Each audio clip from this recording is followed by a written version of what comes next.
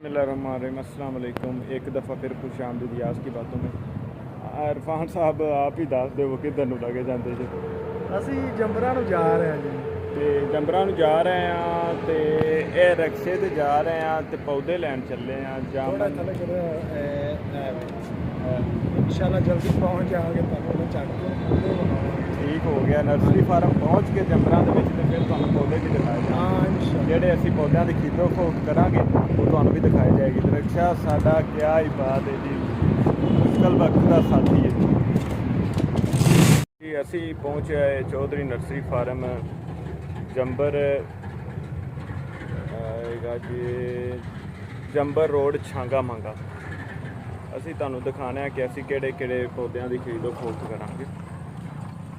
ਸਫੈਦਾ ਦੇਖ ਰਹੇ ਹਾਂ ਤੇ ਸਫੈਦਾ ਇਹ ਨਹੀਂ ਇਹ 30 ਬੂਟੇ ਨੇ ਉੱਥੋਂ ਦੇਣਾ ਤੁਹਾਨੂੰ ਚੁੱਕੀ ਦੇ। ਇਹ ਵਾਲਾ ਕੱਲਾ ਸ਼ਿਫਟ ਹਾਂ ਹੋਇਆ? ਜੀ ਇਹ ਸ਼ਿਫਟ ਹੋਇਆ ਬੂਟਾ ਇਹਦਾ ਨਾ ਇਹ ਦੇਖਣਾ ਜਿਹੜਾ ਸਪੈਦਾ ਅੱਛਾ ਇਹ ਉੱਥੇ ਜਾ ਕੇ ਨਾ ਇਹ ਧੁੱਪੇ ਪਿਆ ਡਾਊਨ ਨਹੀਂ ਹੋਵੇਗਾ। ਉਹ ਕੋਸਾ ਉਹ ਪਿਆ ਉਹ ਤਰਪੇ ਠੀਕ ਹੈ। ਰਖਵਾਉਣੇ 30 ਬੂਟੇ ਤੇ ਇਹ ਜਿਹੜਾ ਲੱਗਿਆ ਹੈਗਾ ਕੋਈ ਨਹੀਂ ਸ਼ਿਫਟ ਇਹ ਹੋਇਆ? ਸ਼ਿਵਨੀ ਉਹਦੇ ਚੁੱਗੀ ਵਾਲਾ ਸ਼ਿਫਟ ਹੋਇਆ। ਅੱਛਾ ਅੱਛਾ। तो सर अरे चुग्गी कोल नहीं अपना स्पैदा खलोता उधर 30 बूटे 35 पा दे छापर पे आई अपने लूचे दे ਵਿੱਚ ਸਫੈਦੇ ਦੇ ਬੂਟੇ ਉਹ ਕਹਿੰਦੇ ਨੇ ਜੀ ਇਹ ਵਾਲੇ ਜਿਹੜੇ ਸ਼ਿਫਟ ਨਹੀਂ ਹੋਏ ਤੇ ਦੂਜੇ ਸ਼ਿਫਟ ਹੋਏ ਨੇ ਤੇ ਉਹ ਲਵਾਂਗੇ ਅਸੀਂ, ਉਹ ਵੀ ਦਿਖਾਣੇ ਤੁਹਾਨੂੰ। ਇਹ ਵਾਲੇ ਸਫੈਦੇ ਜਿਹੜੇ ਸ਼ਿਫਟ ਹੋਏ ਹੈਗੇ ਨੇ ਇਹ ਵਾਲੇ ਅਸੀਂ ਲਵਾਂਗੇ। ਇਹ ਉੱਥੇ ਜਾਂਦੇ ਹੀ ਲਾਉਂਦੇ ਹੀ ਜ਼ਮੀਨ 'ਚ ਟੁਰ ਪੈਂਦੇ।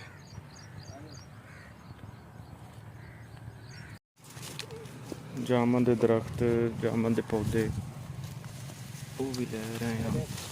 ਇਹ ਸਾਰੇ ਜਾਮਨ ਦੇ ਪੌਦੇ ਖੜੇ ਨੇ।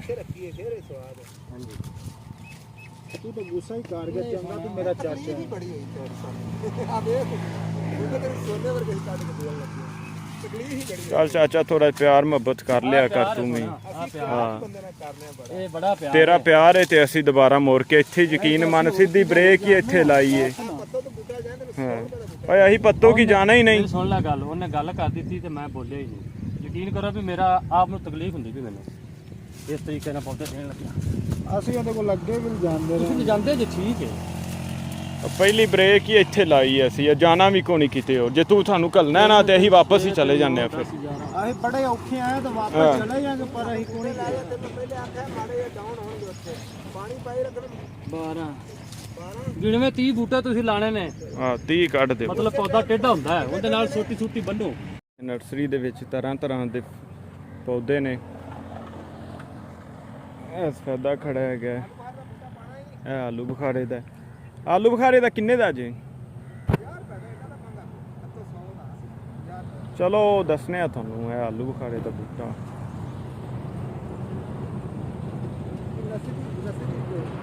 ਪੌਦੇ ਬਣਾਉਣਾ ਹੈ ਵੀਡੀਓ ਬਣਾਉਣਾ। ਇਹ ਵੀਡੀਓ ਬਣਾਏਗੀ। ਫਿਰ ਸਾਡੀ ਸਲਾਹ ਬਣੀ ਕਿ ਅਸੀਂ ਗੁਲਾਬ ਦਾ ਵੀ ਇੱਕ ਪੌਦਾ ਲੈ ਲਈਏ ਡੇਰੇ ਚਲਾਉਣ ਵਾਸਤੇ। ਕੱਢ ਲੈ ਇਰਫਾਨ ਇੱਕ। ਇਹ ਵਾਵਾ ਲੱਗਦਾ ਪਿਆ। ਕਿਹੜਾ ਤੂੰ ਦੱਸ ਨਾ ਕਿਹੜਾ ਇਹ ਵਾਲਾ ਠੀਕ ਹੈ ਜਿੰਦੇ ਤੇ ਲੱਗਿਆ ਹੈਗਾ। ਬਲਾ ਕੰਡਾ ਵਾਜ ਕੱਢ ਲੈ, ਕੰਡੇ ਵੱਜਣੇ ਹੀ ਨੇ ਜੇ ਬਹੁਤ ਹੱਥ ਮਾਰੇਗਾ ਤੇ। ਫਾਈਨਲੀ ਅਸੀਂ ਸਾਰੇ ਪੌਦੇ ਲੈ ਲੈ। ਅਸੀਂ ਰਕਸ਼ੇ ਤੇ ਲੱਦੇ ਹੋਏ ਨੇ, ਰਕਸ਼ੇ ਤੇ ਬਹਾਵਾਂਗੇ ਤੇ ਹੁਣ ਪਿੰਡ ਦੀ ਤਰਫ ਆਵਾਂਗੇ। ਤੁਸੀਂ ਦੇਖ ਸਕਦੇ ਹੋ view Chaudhary nursery farm Jambar road Changa Manga. ਅਸੀਂ ਆਪਦੇ ਰਕਸ਼ੇ ਦੀ ਤਰਫ ਜਾ ਰਹੇ ਹਾਂ, ਉੱਥੇ ਤੁਹਾਨੂੰ ਦਿਖਾਉਣਾ ਹੁਣ ਅਸੀਂ ਜਿਹੜੇ ਪੌਦੇ ਲੈਣ ਕਿਸ ਤਰ੍ਹਾਂ ਲੋਡ ਕੀਤੇ ਨੇ। ਇਹ ਜੀ ਪੌਦੇ ਸਾਰੇ ਜਿਹੜੇ ਅਸੀਂ ਲੈ ਨੇ, ਜਾਮਨ ਦੇ, ਅਮਰੂਦ, ਆਲੂ ਬੁਖਾਰਾ, ਸਫੈਦਾ, ਗੁਲਾਬ ਦਾ, ਇਹ ਸਾਰੇ ਅਸੀਂ ਲੈਣੇ ਸੀ। ਚਲਿਏ ਇਰਫਾਨ ਸਾਹਿਬ। ਹਾਂ ਜੀ ਖਾਨ ਸਾਹਿਬ ਚਲੋ ਜੀ ਹੁਣ ਇਹ ਰਕਸ਼ਾ ਜੀ ਅਸੀਂ ਇਹਦੇ ਤੇ आए क्या ही बात है। फिर वापसी पे एक जगह से रुक गए, तो गन्ने वाला जूस पीन लग गया। बाद में कहते बनी आना रो बन रही जी पूरे पारा के नाल।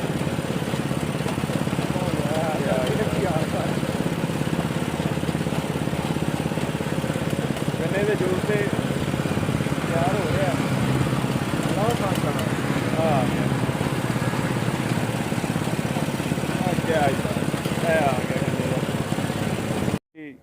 ਫਾਈਨਲੀ ਅਸੀਂ ਪਹੁੰਚ ਆਏ ਆਪਦੀ ਜ਼ਮੀਨ ਵਿੱਚ ਪੌਦੇ ਵਗੈਰਾ ਲੈ ਕੇ ਅਸੀਂ ਹੁਣ ਲਗਾ ਰਹੇ ਹਾਂ। ਸਭ ਤੋਂ ਪਹਿਲੇ ਅਸੀਂ ਜਾਮਨ ਦਾ ਪੌਦਾ ਲਗਾ ਰਹੇ ਹਾਂ। ਚਲੋ ਫਾਮ ਸਾਹਿਬ ਮਿੱਟੀ ਪੈਂਦੀ ਪਈ ਉਹਦੇ ਤੇ, ਫਿਰ ਬਾਕੀ ਪੌਦੇ ਵੀ ਲਗਾਵਾਂਗੇ ਜੀ। ਅੱਜ ਦੇ ਵਲੋਗ ਦਾ ਇਖਤਤਾਮ ਕਰਨੇ ਆ। ਸਾਡੇ ਚੈਨਲ ਨੂੰ ਸਬਸਕ੍ਰਾਈਬ ਕਰੋ, तमाम ਵੀਡੀਓ ਨੂੰ ਲਾਈਕ ਕਰੋ ਤੇ ਸ਼ੇਅਰ ਕਰੋ। Thank you. Allah Hafiz.